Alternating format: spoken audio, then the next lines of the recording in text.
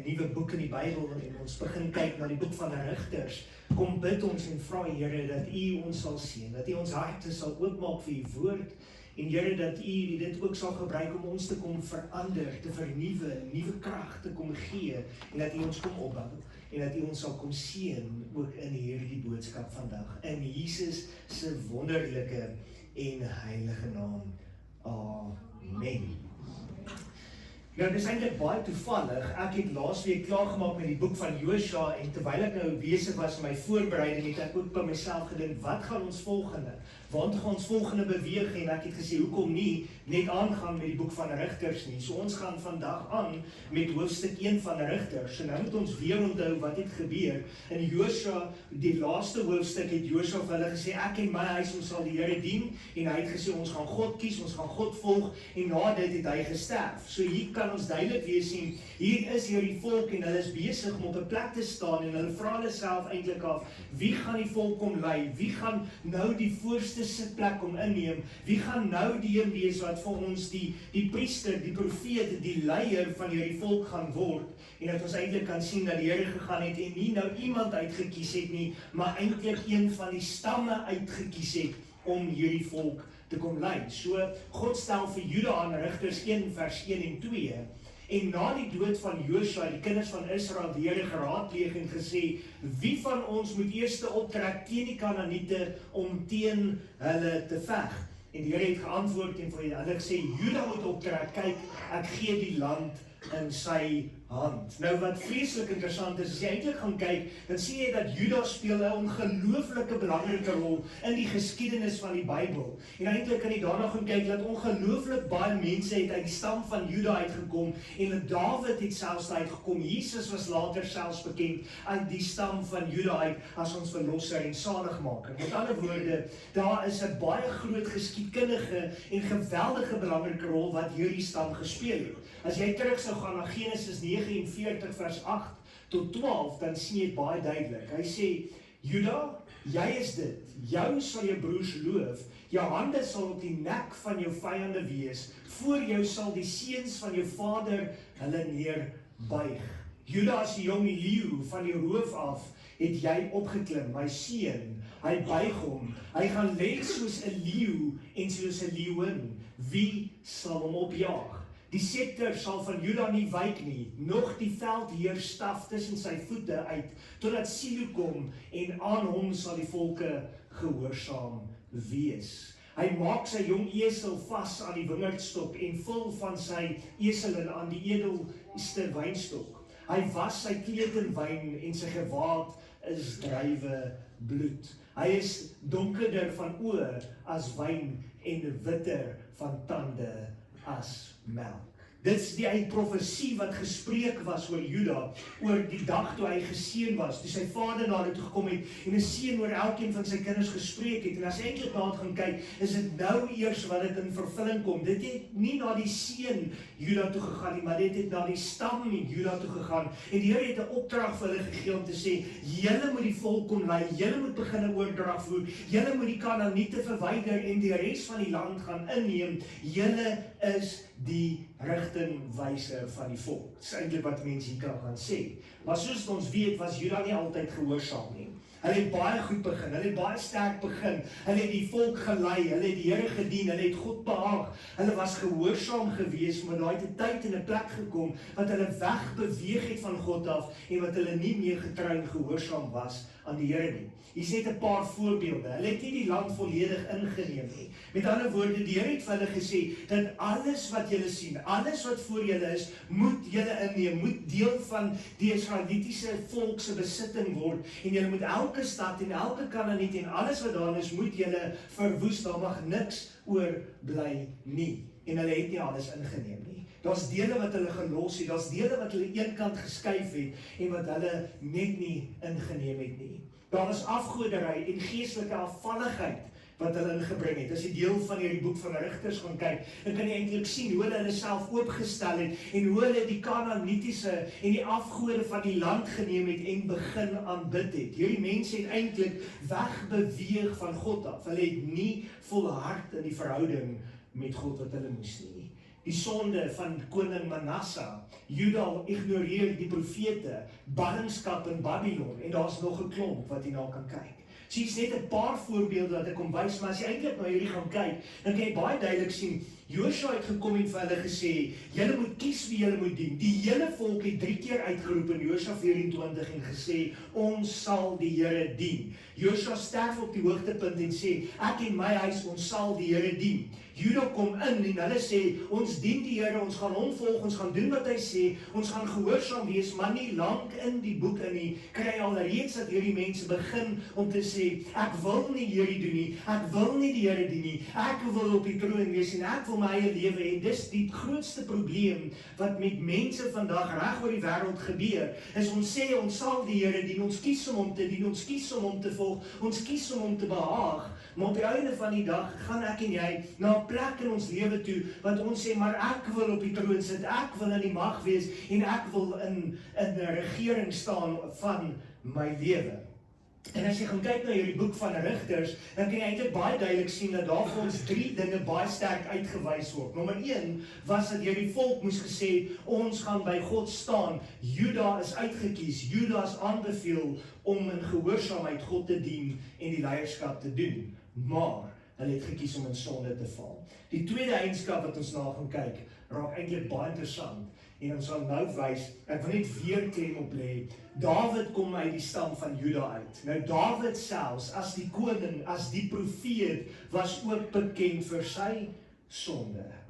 En as mens daarna gaan kyk, dan besef 'n mens ook, dat as 'n ou 'n opregte hart het, en soos Dawid gaan en sê, Here, wees my sondaar genadig, dan gee die Here dit vir ons. En dis kom dit so belangrik is, dat ons op 'n plek moet kom en kan sê, Here, ek wil dit neerlê, ek wil dit bely, ek wil dit vrede kom maak, ek wil in oorwinning kom staan. En uit hierdie selfde stam uit, hierdie Juda uit, wat eintlik in sonde en in boosheid en allerlei goed geleef het, kom daar ook die verlossing vir jou en my uit. Met ander woorde, God werk met 'n plan, en selfs te midde van ongehoorsaamheid, laat God dinge ten goeie uitwerk. En hier is 'n belangrike standpunt, of 'n beklemtoning wat ek wil maak, dat, en ek wil nie sê sonde is reg nie, maar ek en jy kan so maklik in sonde val. Ons kan so maklik in 'n verkeerde ding val, dat die Here kom en jou lewe wil gebruik, en baie keer dan sal ons sê, maar Here, ek het hier tekort gekom, Here, ek het fout gemaak, ek het droog gemaak, Here, ek het 'n verkeerde besluit geneem. Dan kom die Here nog steeds, hy kom tel jou op en sê, my kind, al het jy gesondig, het ek 'n plan met jou lewe. Dawid het gesondig, Dawid het droog gemaak, Dawid het verkeerde besluite geneem, en God het nog steeds sy hand uitgesteek en gesê, dis my geliefde seun in wie ek welbehaag. En die het nog steeds na hom opgekyk en gesê, dis 'n man na God se hart, al het hy verkeerd gedoen.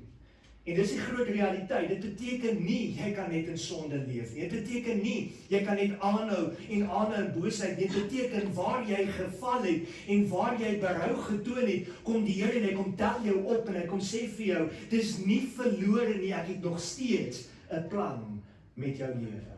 Romeine 8:28 sê vir ons dit baie duidelik, en ons weet dat vir hulle wat God lief het, alles teen goeie meewerk, vir hulle wat na sy voorneme geroep is. Nou daai woordjie alles beteken letterlik alles.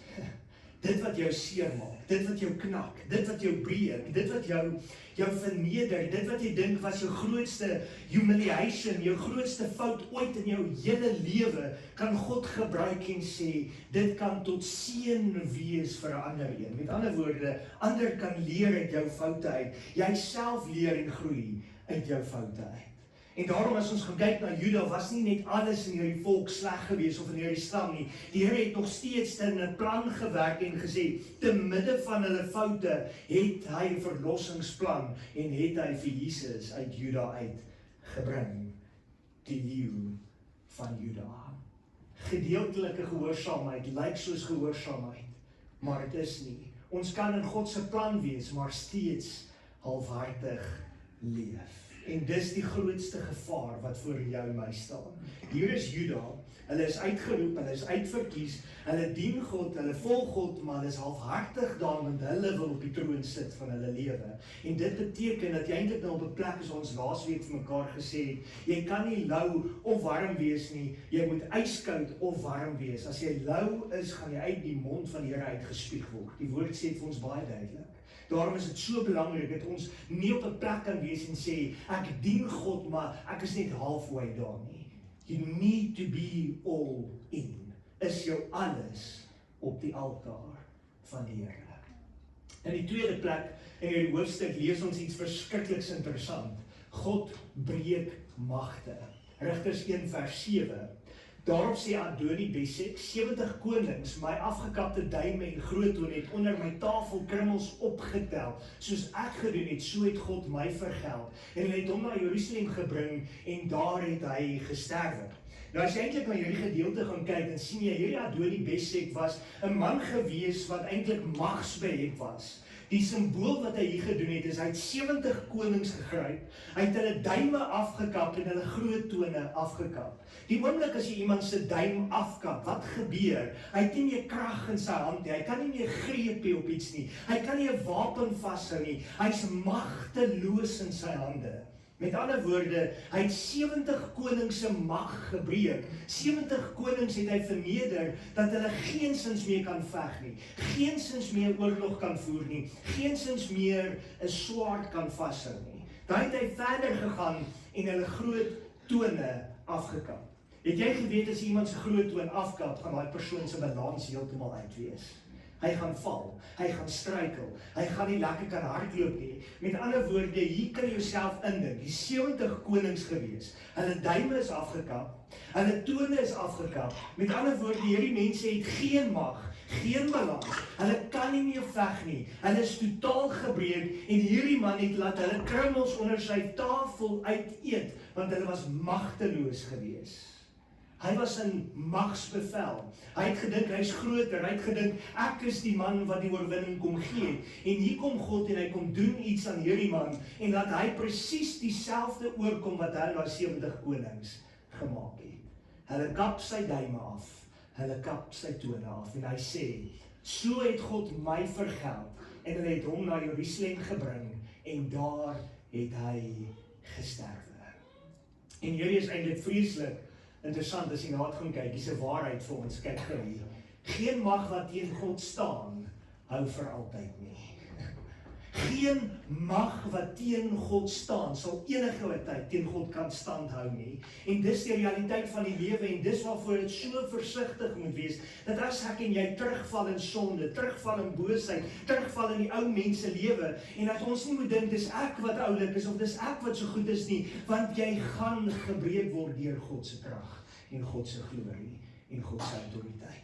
Hierdie man het gedink hy is dalk 'n God, want hy het 70 konings afgestomp, hy het 70 konings kom vernietig, hy het 70 konings onder sy magsposisie ingedwing, hy het 70 konings onder sy duime gehad, en hier word dit van hom afgebreek. Hoekom? Want hy het nie God behaag nie. En dis hoekom dit so belangrik is, dat ek en jy op 'n plek moet wees in ons lewe, dat ons kan sê, Here, ek het U nodig in my hart, ek het U nodig in my lewe, ek wil U behaag, ek wil U dien, ek wil U volg, U is my alles, want ek is magteloos sonder U. Maar as ek op 'n plek kom en dink, ek is almagtig, ek is alomwetend, dan gaan die Here kom en hy gaan jou kom breek, hy gaan jou kom platslaan. Dat my baie keer net weer besef, dat as jy vir die Here werk, of as jy diensknegt van God is, dat jy onder God se leiding in jou lewe moet bly.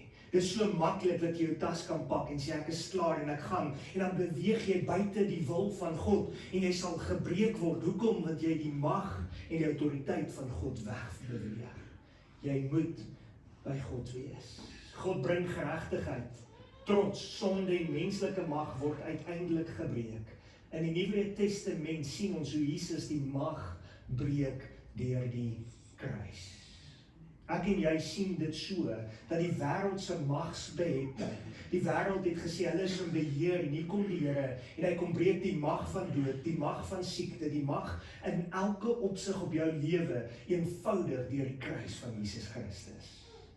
Hoekom wil jy teruggaan na 'n mag toe wat jy onder jou eie invloed en jou eie beheer wil hê om te kan sê ek is beter? God gaan jou breek. Ek en jy kan nie in ons eie mag staan nie. Galasiërs 6 vers 7. Moenie dwaal nie. God laat hom nie bespot nie. Want net wat die mens saai, dit sal hy ook maai. Dominee Andries Joubert van Secunda gemeente het vir my altyd gesê, terwyl ek nog studeer het en onder sy mentorskap was in Secunda, het hy vir my altyd geleer en gesê, Daniel, don't be cruel with people on your way up, because on your way down, you might need them again. En dan sê hy vir my, Daniel, wees lief vir mense, want jy sal liefde terugkry. Dit wat jy saai, dit wat jy belê, dit wat jy mense se lewens inplant, is wat jy gaan terugkry. As jy gaan afbreek saai, wat gaan jy kry? Afbreek. As jy gaan skinder, gaan jy skinder terugkry. As jy gaan lieg, steel en bedrieg, is dit wat jy gaan terugkry. Vir elke aksie is daar gelyke, maar teenoorgestelde reaksie. Tieners, dis Newton se wet, so by the way, as julle dit sal onthou. Doen aan ander soos jy graag aan jouself gedoen wil hê. Nou daai ding, ek onthou as kind, dan het my ma altyd vir ons gesê in die huis, as ek my boetie terg of seermaak, dan sê hy gesê, ja Daniel, jy doen dit, en as hulle jou terg en seermaak, dan wil jy nou huil daaroor, maar dit wat jy doen is wat jy gaan terugkry.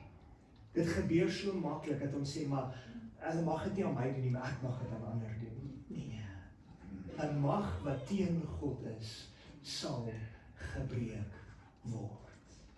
Wat jy saai, sal jy maai. En dit beteken ek en jy het eintlik 'n keuse. Ons het 'n keuse wat ons moet maak. Gaan ek en jy soos Adonai kom en sê dat ek die konings onder my mag wil hê, of gaan ek in humbleness buig en sê, Here, ek wil nederig wees onder U en ek wil gebruik word deur U. Lig my op, rig my op, gebruik my om 'n verskil te maak.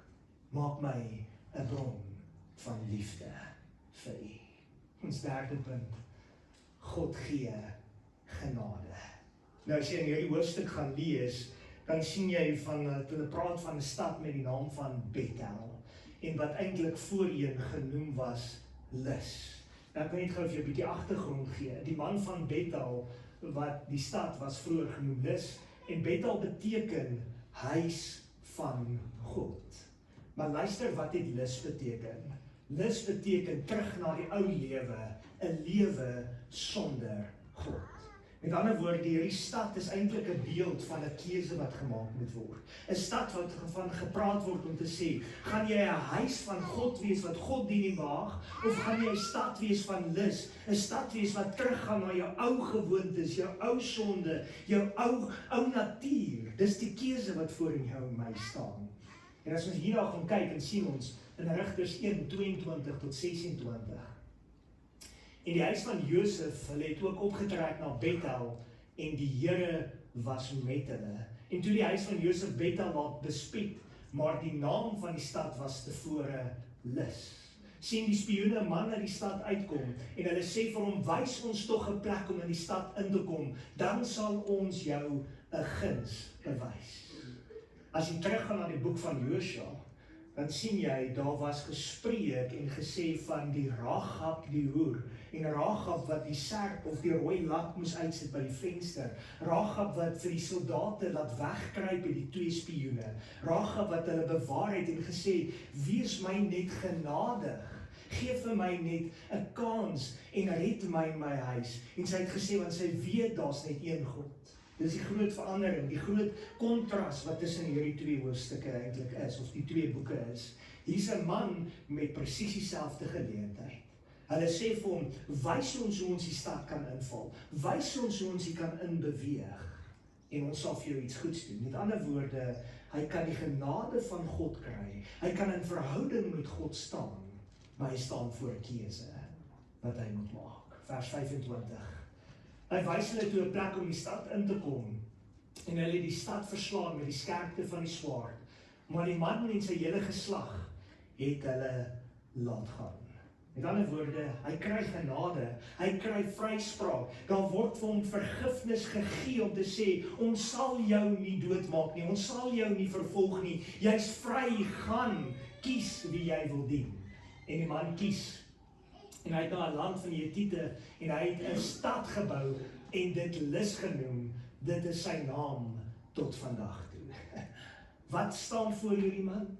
'n keuse, 'n eenvoudige besluit wat hy moet neem. Gaan ek Bethel kies om in die huis van God te wees, om God te dien en God te behaag, of gaan ek Lus, my ou gewoontes, my ou sonde, my ou natuur kies? En hierdie man maak 'n duidelike besluit en hy herbou 'n stad van lus. Hy herbou 'n stad van sonde. Hy herbou sy ou gewoontes en sê, dis waar ek wil staan en dis waar ek wil wees. God se genade is daar vir jou en my en ons kies dit nie. Hy gaan terug na die ou lewe en herbou die stad lus. In kontras met Rahab. Rahab het God gekies en deel geword van sy volk.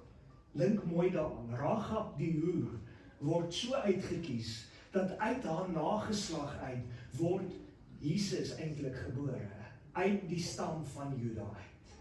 Rahab, 'n hoer, 'n buitestander wat gesê het, Here, wees my sondaar genadig.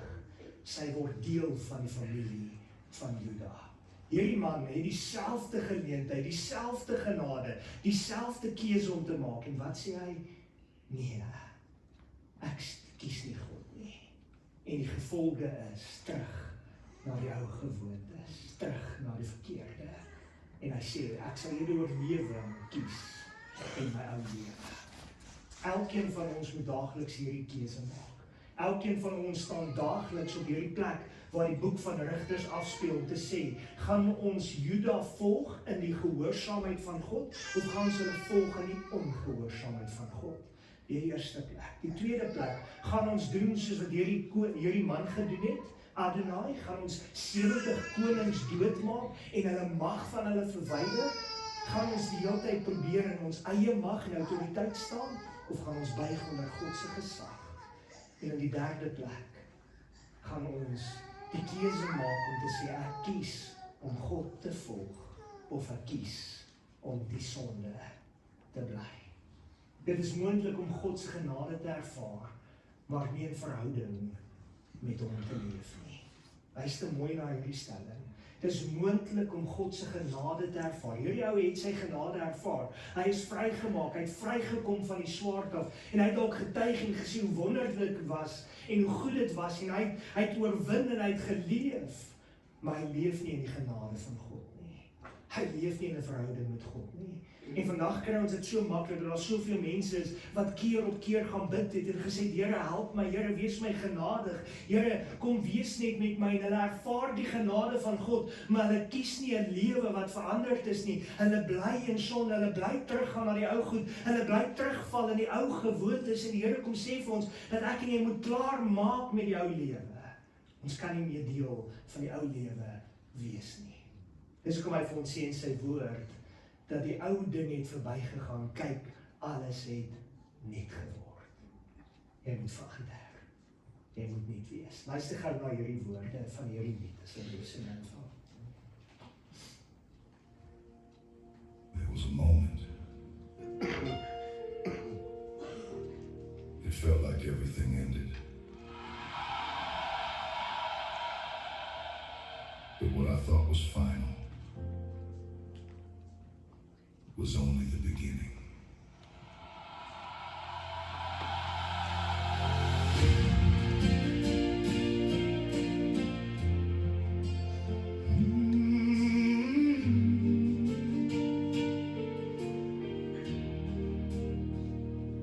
I remember standing in the silence of a broken past.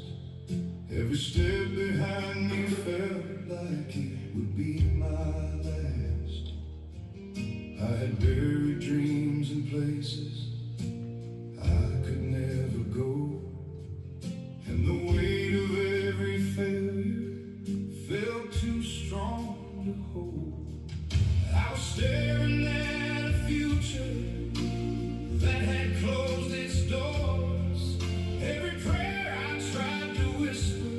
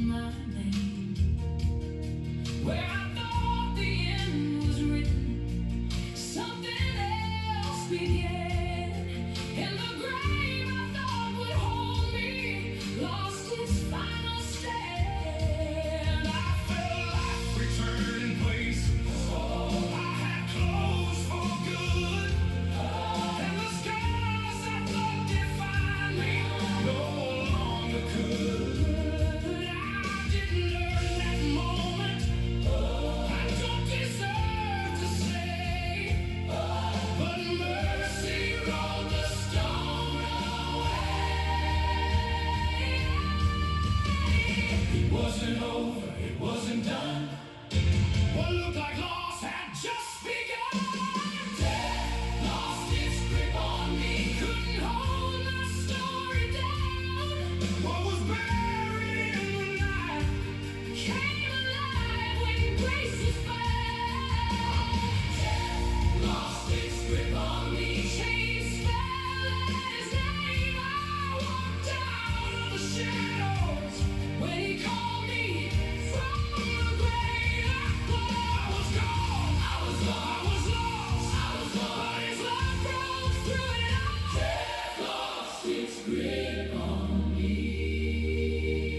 Oh, if you're still breathing, you came out alive. If you're still standing, you came out alive. If you made it through, you came out alive. That's resurrection power. Oh, the grave couldn't keep me. The night didn't win. What should have been final was only the end of it. The stone has been rolled, the story's rewritten. I'm living proof that death lost its grip. Death lost its grip on me. Now I'm standing in the light. From the ashes of my past to the freedom of new life. Death lost its grip on me. Now my soul will testify. Every breath I'm breathing now is the proof I'm still alive.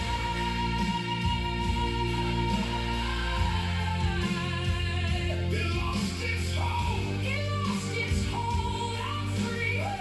I'm free.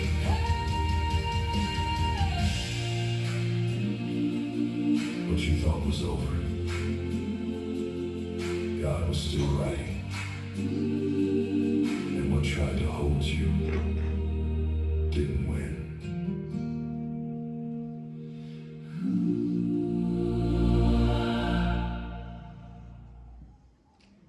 Gebeur so maklik dat ons dink dat ons lewe is nou klaar.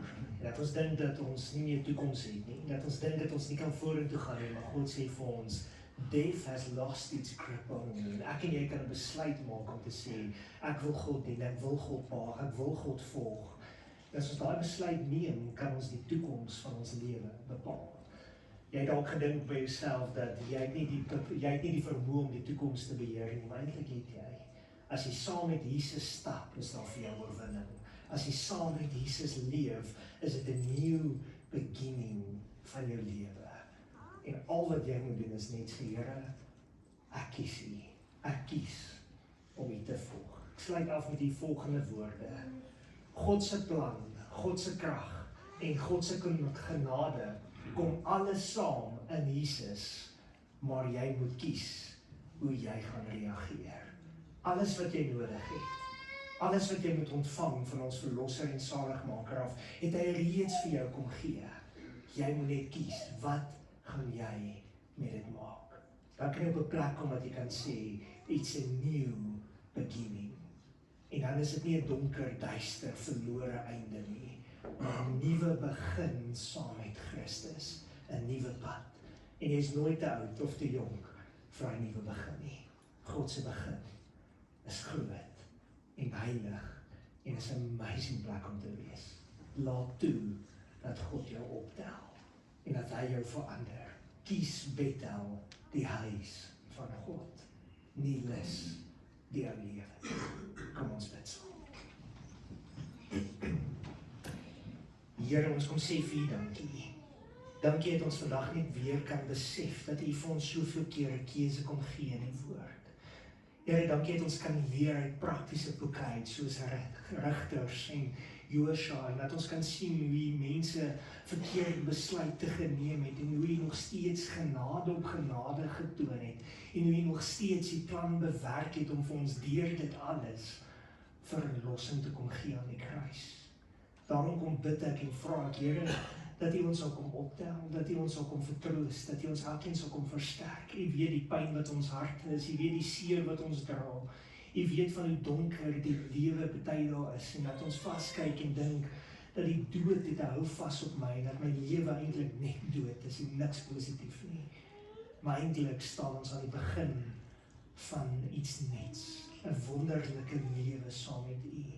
En daarom kom bid ons en vra, Here, verander ons harte, verander ons denke, verander ons lewe, sodat ons nie lus die ou lewe sal kies nie, maar laat ons in 'n tyd saam met U sal kies, en U sal dien, en U sal volg. Ons bid en vra dat U so met elkeen van ons sal wees, en Here, ons spreek die seën oor elkeen en vra dat U met ons sal wees, en dat ons U sal soek in hierdie volgende week. En Here, dat U ons sal behoed en sal bewaar en veilig weer terug by mekaar sal bring. En dat ons werklik sal staan om U te loof en te prys